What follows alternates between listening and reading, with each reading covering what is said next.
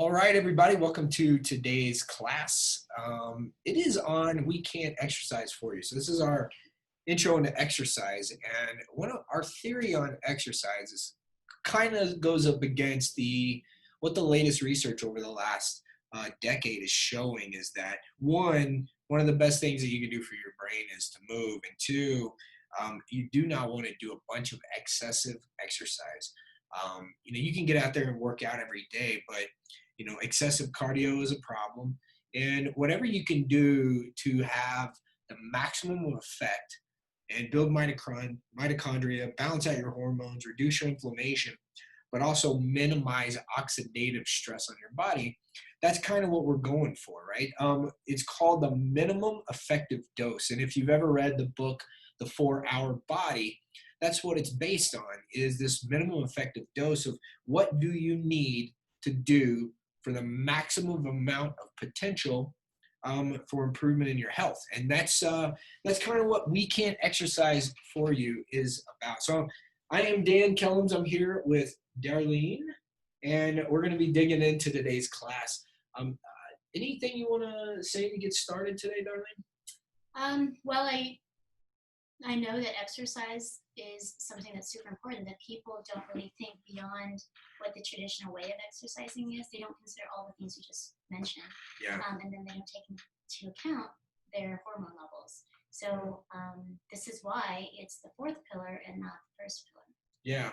And when we're going through our programs, and we always focus on the 5 healthy behaviors, exercise is a part of that. We want people to constantly be moving, but we really dig in and we dose exercise and we look at it according to where someone's hormones are. So there's certain types of exercise you want to do at certain points, but a lot of people, they're in this recovery state and they have this heightened stress response. And when we're trying to get their body balanced down and their inflammation where it needs to be, what we're trying to do is keep the body stress response low. And that means making sure that exercise doesn't trigger that stress response. I bring up the example that your brain is constantly sending out signals to your body just as much as it's taking in signals from the external environment, from your internal environment. So if you're running and you're doing this long run and you're sweating and your pupils are dilated and your heart's racing, your brain is going through a checklist. Like, we're running and we're sweating and our pupils are dilated. We must be running from something. So it triggers this stress response. So overtraining can cause a lot of problems, and especially overtraining without the right type of recovery, right? Mm-hmm. So and support. Yeah, you got to support your body when it's going through these things. So let's dig in.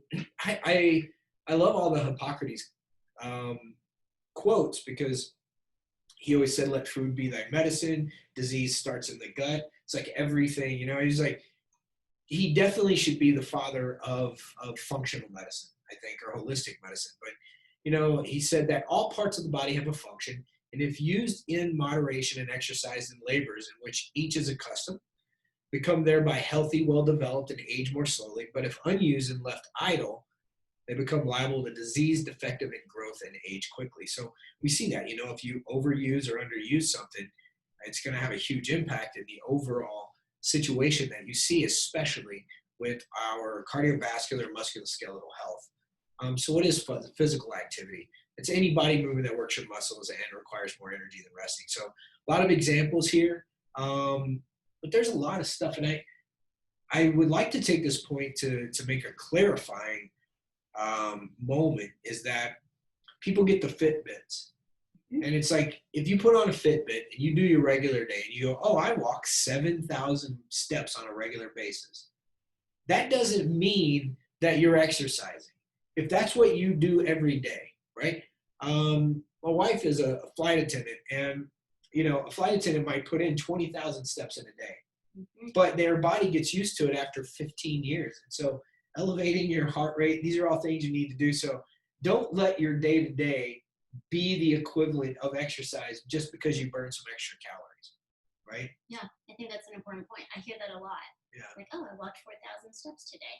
Yeah. And I'm like, "And so?" Yeah. And sometimes those things aren't completely accurate, right? Mhm. Our grandmother, she'll walk the dog like twice a day, and then go to the mailbox, and then she just walks around her house, and she's like, I'm getting 7,000 steps in a day. She walks Like, around her house? yeah, but that's the thing, going upstairs, downstairs on the back Oh. patio. And I'm like, well, that's still not enough. So making sure you're getting the right type of exercise is going to be critical. This is an reading, Electromyogram. electromyogram. So it's when you look at the muscle contractions based on electrical activity of the muscle, you can see what the activation looks like. So if someone is standing, so you got all your supportive muscles, then you look at where they took steps, and then setting, then like coming up from a chair is like a squat position. But look how low the electrical activity is when you're setting. And this is critical because when you say muscle tone is a measure of the amount of active muscle contraction. So if someone has been using their muscles are more toned, they're more in shape. The electrical activity, even at rest, is better than someone who never exercised at all. So tone is kind of a measure, just like you'd say tone of a pitch or of sound. It's a vibration. It's an energy wave. And so tone of a muscle has to do with the electrical energy wave going through that muscle when it's at rest. And so people who don't move, their muscle tone goes down. And you want to have good muscle tone because your muscles are always ready to do their job, and there's some level of activity. And the more you use your muscles, the more that they burn calories at rest. It increases your basal metabolic rate. So for anybody out there who wants to lose weight, you have to exercise if you even want to burn more calories when you're at rest, right? It's crazy. So you can see the amount of activity it takes to do these types of things. So ways to be physically active is walk around while talking on the phone. You can do squats. You can stretch while you're watching TV. Take the stairs instead of the elevator. Now, I will tell you, I use the heck out of the elevator, but I'm not going to use doing one flight of stairs every time I want to go to the restroom here at the office as a reason to exercise or an excuse that I got my exercise in. I mean, I'll work out every morning, but sometimes I go to the stairs or not. But if your ability to get adequate exercise is limited, then you should certainly be taking the stairs. Yeah, and people are at different levels of ability to move, and so at least it's a good start. The other day I was driving by and I saw someone sitting on a little mat and then pulling some weeds in that little space. And I thought, well, at least the person's getting out in the sun and making an effort to move. Yeah. And so they were probably limited in some way. So that's a start, and that's fine. Walking around the house, taking the stairs, those are little steps, or parking far away from the grocery store in a parking lot because it's making an attempt. Yeah. Using escalators versus moving sidewalks. And I love moving sidewalks. I just think they're fun. Try going for a walk each night after dinner. I do this quite a bit. I find that it helps my digestion as long as it's not aggressive. Plus, just get out and then walk whenever possible. Like if you're golfing or any chance you get out and do some movement, it's important. So a little bit. So the benefits of physical activity are crazy, though. It's good for your cardiovascular fitness. It improves self-esteem and body image, not just because you're doing something or that you're physically changing your body, but it also really, this goes to the two down that decreases depression and enhances mood, is because moving helps your serotonin. And the only way to get feel good chemicals thoroughly throughout your body is to improve your circulation. You do that through movement. So it has some huge psychological impacts. Increases your flexibility, helps preserve your lean muscle mass, especially your tone, right? You lose muscle mass with aging anyway, so you want to fight that aging process. If you're following our program and you're doing it well, it's a program that I fully believe that every person on the planet could benefit from and should be doing something like our health restoration program, at least, if not even taking it a step forward into our health optimization, because you want to do everything you can to fight the curve of the aging process, right? Things degenerate, break down, become dysfunctional just with aging. And anything you can do to offset that curve is super important. And it's going to be one of the best things that you can do for yourself long term, but you're going to naturally lose muscle mass and the ability to control your immune system properly just with the aging process. So you're fighting that. So I like the phrase, and my good buddy Reagan Archibald, he had coined this term. He said, live long but die young, right? Because you're more youthful as you age, and that's a way to have the least amount of suffering as you age, right? And that's what we're hoping to be able to provide for every one of our clients, is to live long but die young. So this improves your chance of living longer and living healthier. Leave the image here, cut that off a little bit, and maintain a healthy weight, not just with nutrition alone. So huge benefits. So exercise is a specific activity that stimulates positive physiological adaptation. Now, that's, I think, we should probably morselize that and break that down. Basically, when you're exercising, you're making your body adapt to what you're doing. So that's how you get muscle growth. The body says, hey, if we do this again, we need to have more strength. We need to be better prepared. So your body will put on additional muscle. It'll increase your mitochondria, because your body's goal is to conserve energy. And so if you do the same thing every day, which is, like I said, if you're walking 15,000 steps a day just because of your job, your body's going to adapt to that. So you have to do something more. But that's why weightlifters constantly have to add more weight, or why you don't want to do the same exercise every day. You want your body to have some rest in between, because you get that, you're trying to force your body into that adaptation mode without conserving energy, right? So that's the adaptation, but it enhances your fitness and health, and it doesn't undermine the latter in the process of enhancing the former, right? So you're not going, if you do too much or too little, it's going to be the opposite. So something to keep in mind there. So the old way of workouts were 2 to 4 hours long, right? You see those people at the gym, they're there every day, they're hitting it hard, they're sweating like crazy. They still have body fat, poor muscle tone, right? They don't. I was at, when I went to Tucson a few months ago to hang out with my buddy Rob with Tucson Wellness MD, and we went to the gym, and there was this guy in there, and Rob and I were in there for maybe 30 minutes. And Rob is like, we should put a picture of Rob. Yeah, Rob is like the physical picture of health. He's super toned, healthy, happy, good healthy skin, but he's got good muscle tone. And this guy's in there. And this guy was in there before we got there. He was there after we left. And he's on the squat rack. And he's just doing everything he's got. He was on that squat rack for like an hour. And just blowing out his legs. He had bandages on his knees. His knees were kicking in while he was squatting. And he's just sweating. He was giving everything he got. And it was what he was doing was detrimental. And Rob said, that guy's in there every day. And he's doing that kind of workout. It's just too much, right? So you go from, this is where it needs to be moderation. Just like Hippocrates said, it has to be in moderation. I was going to quote Socrates, but,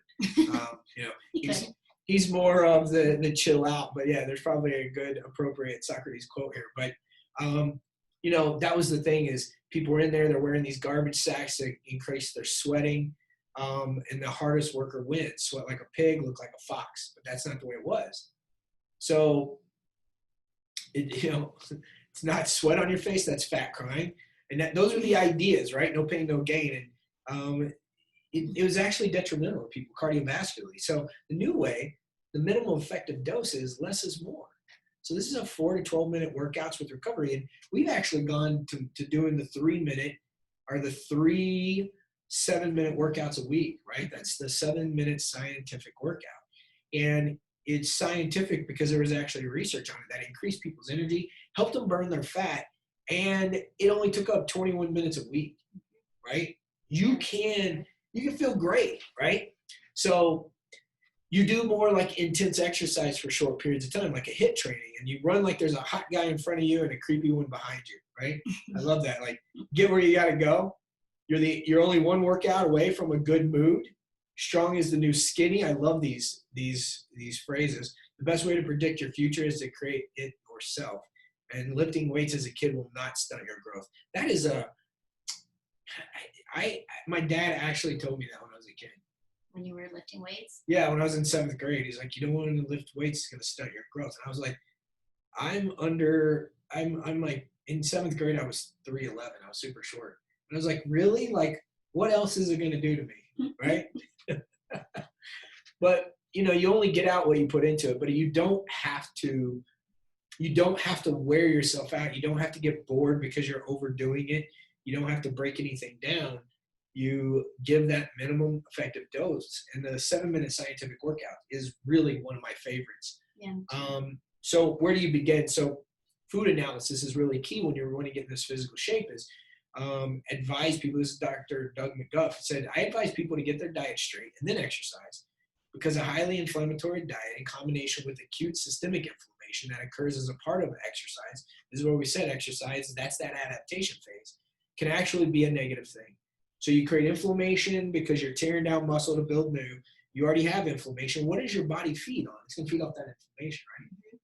Darlene, how many people do you think, maybe percentage-wise, we have come in and we run their labs and they have inflammation in their body and they're nutrient deficient? Pretty close to 100%. Yeah. There's one or the other or both. Yeah.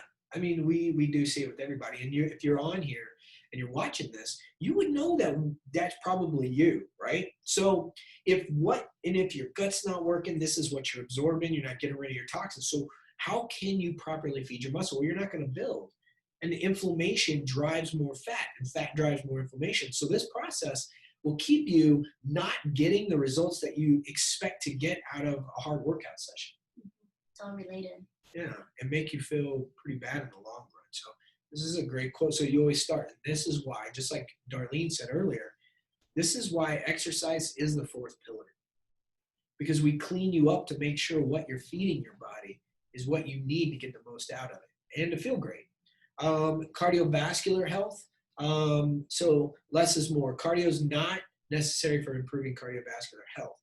Matter of fact, you can get there with doing weight training. In most cases, what you consider cardio, what's been traditionally considered cardio, is detrimental to health and practiced for the wrong reasons, to burn calories, right? So you're burning down and breaking down your body. That's the problem. The cardiovascular response refers to heart and your blood vessels. So catecholamines are chemicals that are released when you perform resistance training, causing vessels to dilate, right? So look at someone who lifts a lot and their blood vessels are really, they're not enlarged, but they're bigger, they're healthier. Because that's actually the way you want to do it. If it's happening to the veins in your arms, it's happening to the blood vessels in your heart, right? Because you're releasing nitric oxide. So this is the most efficient way to actually build cardio health is weight training. Skip the additional 60 minutes at the gym and go play your favorite sport, right? Get out there and have fun. That's going to keep exercise from being a stressor, right? So we talked about the 7-minute scientific workout. We basically just touched on that. We have the App 7 that we like to recommend. Super slow workouts are 8 to 12-minute workouts. So, and this was the research. They did 75 people trained with super slow program for 8 and 10 weeks. And those doing the super slow in both groups experienced greater than 50% gain in their strength. 30% in strength in 6 to 8 weeks, and almost a guarantee of 100% increase in 8 months to a year. And then the super slow increases bone density because it's weight resistance, and you're just doing a very, very slow count and up and down. So this is actually how you do a super slow workout, and you do not have to do super heavy weights. So the weight should be heavy enough that of like what a 1 rep max would be, like what your total would be. Cut that down a quarter. So that way you reach muscular failure somewhere between 1.5 to 2 minutes. So you're doing this super slow. So time under load. So let's say you're doing a curl, bicep curl. So it's 10 seconds on the upload and then 20 seconds back down on the download for 4 to 5 reps until a failure. Now, this is basically how I lift. 3 to 4 movements once per week. Okay. So machine weights are best to perform these movements for safety because you have the cables and things to support and make sure you're maintaining form. And you want to ease into this. You don't go with your heaviest, build up, right? There's a concept with muscle building, and this doesn't mean, so a lot of, how many of our female patients would say, I don't want to put on a bunch of muscle, Yeah, that's right? generally what I'm saying. You have to optimize your hormones, get plenty of protein, like extra protein, and really be doing things to grow that muscle. Doing this type of workout is not going to make you look like the Hulk, okay? This is going to improve muscle tone. It's going to help you burn fat. It will actually help you slim down, and it's going to give you the muscle movement and agility that you're looking for. I have been working to put on more muscle, and I have to really increase my protein, maximize my sleep. I'm doing one of the peptides that we have here to improve muscle healing. And so, you really have to try hard to get like the guys you see on TV. They're massive. I'm not even shooting for that. I just said, hey, you know what? I'm 44, 50's coming around the corner. When I hit 50, I want to be able to say that I'm at least as close to the best shape I've ever been in. So I try to maintain that. So 3 to 4 movements once per week. And then volume and frequency need to be modulated to the minimum amount necessary. There's a minimum effective dose, but intensity also needs to be limited to that minimum effective dose. Vomiting not required, right? You don't want to get so bad you get nauseated. Now, the first time you do this, have you ever done this kind of workout? I haven't done that one. You'll be sore, right? Yeah. Because you got that weight and you're going down and the body's working really hard. But it's really an awesome workout, and you can Google this super slow workout, and you'll get different types of exercises that you can do and add those things in. This is really good because it's going to minimize your stress response. Now, Tabata is another one, and this is 20 seconds on, 10 seconds off. It's kind of like HIIT training for 4 minutes. And this was Dr. Azumi Tabata. He found that high-intensity training improved VO2. Now, this is your maximal oxygen consumption, VO2 max, at about 14%, while anaerobic capacity improved by 28%, right? So these help you shed extra pounds. So what is Tabata? So sprinting for 20 seconds and rest for 10 seconds. You do that 8 times. Jump rope for 20 seconds and rest for 10 seconds, 8 times. Push-ups, same thing, squats. Now you can do, for people that have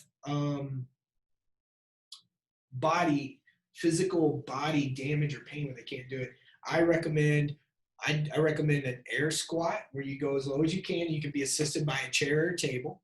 Or a wall. A wall. And then I recommend wall push-ups. So you just get up against the wall as far out as your hands are extended and just go into the wall and push out. And if that's too hard for you at first, get closer and just do this motion. Because using your big muscle groups that the Tabata has massive effects, because when you strengthen those muscles, you'll actually release chemicals that affect all the muscles in the body. Tabata can be pretty amazing. That's my favorite. Yeah. Yeah, it's a really good, simple workout, and you will actually see physical changes in your body and your overall health by doing this type of workout. So, and then the 6 primal movements. Have you ever, the 6 primal movements? Yeah, I love this too. Yeah, and this is really cool because it's natural. It's like what you would see babies do, right? Pushing, pulling, hinging. So hinging is hinging at your hips and your waist. Squats, carrying and moving objects, and then gait, which is walking and running. So those are the 6 primal movements. And one thing too, there's an actual studio that includes all of this, and it's the primal moves, and then it also includes crawling. Oh, that's perfect. Yeah. So, you got to crawl before you walk, right? But the 6 primal movements are great because you can do these in a way that give you strength, but also improve flexibility and mobility of your joints. This will keep your joints healthy. These are where you don't get rusty. These can offset arthritis. Arthritis is an inflammatory process that happens mostly because of systemic changes in your body, not because of you've been moving too much in your life. Your body lose the ability to heal and keep your joints lubricated, it's because of inflammatory processes. The gut has a huge role in it, nutrient deficiencies, all the 5 triggers we look at. So one thing you can do is, they say rest is rust. So you want to make sure that you're actually doing at least either the 6 primal movements or the 7-minute scientific workout. I think that's pretty much it for today. I want to wrap up by going over how to prepare for exercise and physical activity. You can use devices like smart devices to keep up with what you're doing, pedometers to track. You can do Fitbit, activity trackers like the Apple Watch. You're going to do some hardcore cardio. You can do the heart monitor if you've had a heart condition. Spire is one that checks your respiration or jawbone. So there's a lot of different ones. Now there's a lot of them, like watches and stuff that check it. Collagen protein powder. If you're really getting in your exercise, collagen will help strengthen your muscles, your cartilage, your ligaments, your tendons. But it'll really help you stay healthy and refortify those tissues needed to keep you moving. And then you can take a body type quiz and find out what exercises are best for you. And, schedule a time to be active and exercise. And I think of all of these, the most important thing is schedule a time to be active. Because if you're trying to find time, you won't find it. You're going to have to make time, and the best way to do that is schedule it to make it happen. Darlene, anything else you'd like to add to today's class? Maybe one thing that's super important, you mentioned it earlier, but it's the importance of recovery. Yeah. So we're talking a lot about exertion and what do you do, the different exercises, but it's also equally important to do some rest. Yeah. Give yourself recovery. And I think that's a better term for people to remember. It's recovery. It's not a long-term lifestyle. You want to give yourself a chance to recover. Get some good foods, highly nutritious, nutritionally dense foods. Get yourself some good sleep. Sleep is when you're releasing your growth hormone, and that's where your body gets a chance to heal up and recover those muscles so you can be ready for what the day ahead of you lies in store. So thank you everybody for being here today. Hope you enjoyed We Can't Exercise For You and got some good tidbits. Add in some movement, get your body moving, and have a wonderful day. We will see you at the next class. Take care.